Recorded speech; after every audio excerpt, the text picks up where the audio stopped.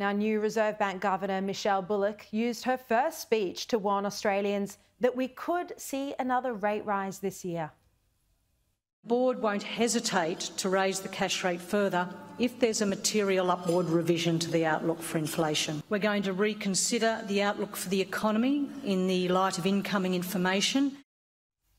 OK, Sky News Business Editor Ross Greenwood joins me now. Ross, so great to see you. How do you think inflation is looking in Australia at the moment? Does the RBA and the government have a handle on it? Well, you heard there Michele Bullock say she was waiting for more information. Well, today from the Bureau of Statistics, the latest inflation numbers from the September quarter landed with a thump on her desk. And really right now, I'm sitting here looking at it, the Commonwealth Bank, the ANZ, the NAB, Deutsche Bank, HSBC, Betashares, I could just go on and on and on, have all said that they believe the Reserve Bank will raise rates at its November meeting, which is basically in about 2 weeks' time. Now, the reason for that is because the inflation number for that September quarter is higher than expected. And there's one other interesting part about this, and that is it's right now quite clear that not like the Treasurer is saying that all this inflation is just coming in from overseas. Yes, some of it is, but a lot of it is now homegrown. It's coming as a result of inflation getting into the services industry. We're all feeling it no matter what aspect of our life we're talking about. And what that means is ultimately the Reserve Bank, which tried to get away with a softly approach with interest rates, now probably has no alternative but to raise interest rates at that November meeting. And do you think the government has done enough to tackle inflation? Because really, so far, we've just seen those 12 interest rate rises. Is there, some of the policies, we've spoken about this before, Ross, the industrial relations reform, some of the climate change measures. What do you think about the contradictory policies and how this is impacting on the now rising inflation?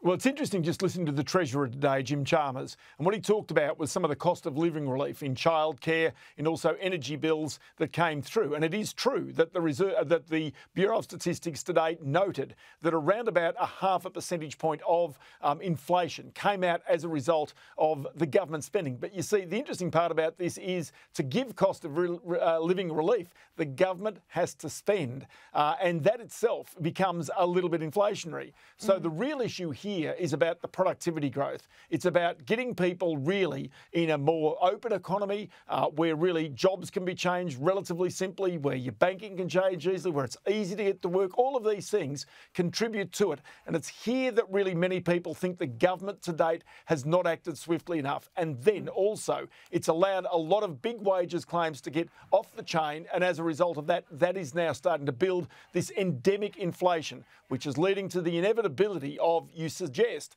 the Reserve Bank having to raise these interest rates. And remember, it might not be one interest rate rise, because even if it does raise in November, it's likely its bias will still be for further interest rate rises in the future. Ross, the target to return to normal levels of inflation around the 2 to 3% band was meant to be 2025. Is this now a setback? I mean, you just raised there the prospect of endemic inflation. Are we facing a serious problem? Yeah, so what the Reserve Bank's strategy, and it's been pretty clearly articulated, is that they've been prepared to try and keep these interest rates low to keep as many people in jobs as they possibly can. That's the thing that saved many Australian families right now. But the idea is that they were going to let it drift down lower, the inflation rate, until late 2025, back to its band between 2 and 3%.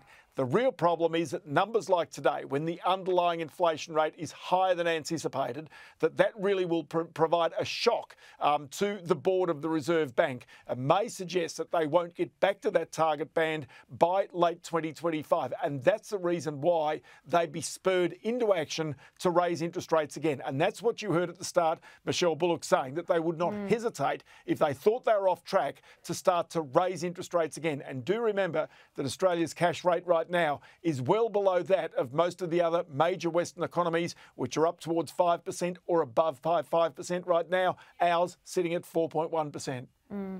Worrying times on so many levels, Ross, but good to see you, good to have a chat. And of course, you can catch Ross Greenwood every day at 4:30, right before my show.